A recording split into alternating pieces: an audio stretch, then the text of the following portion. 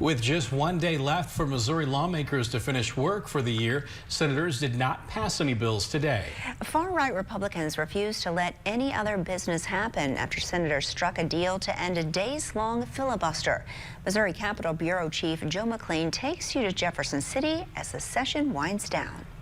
Yesterday, Republicans finally yielded to that days-long filibuster by Democrats. But in doing so, they angered a five-member hard-right faction of Republicans who are demanding that the Senate prioritize their resolution to make constitutional amendments more difficult.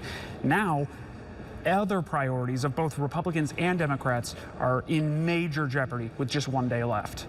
One of the first bills passed through the Missouri House in 2024 with wide support in both parties would create 3 different tax credit programs to help Missourians with child care. Republican Governor Mike Parson listed it as one of his biggest priorities this year, telling us yesterday, "It's about all the other people in the state trying to take care of their kids.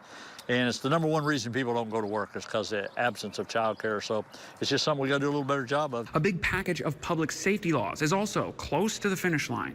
The bill includes several items such as Blair's Law, banning celebratory gunfire, Max's Law, toughening punishments for hurting or killing police dogs, and Valentine's Law, creating new criminal codes against running from law enforcement. Republican Lane Roberts is sponsoring that bill, which made it to the governor's desk last year only to get vetoed. There's a lot of good things in this bill, and we've taken out one of the items that the governor didn't like.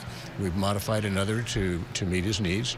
Roberts is also handling a bill sponsored by a Democratic senator. It would create a task force to address the large number of missing and murdered black women in the state. You know that you have a particular issue, as this one clearly demonstrates, then doing something about it is an obligation, it's a responsibility.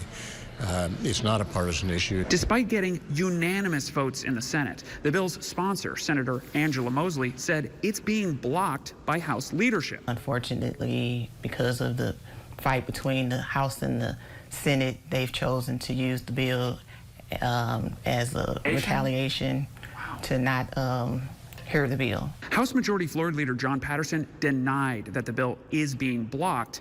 But then this afternoon, it was brought up. A Republican member offered an amendment, almost certainly killing the bill with just one day left.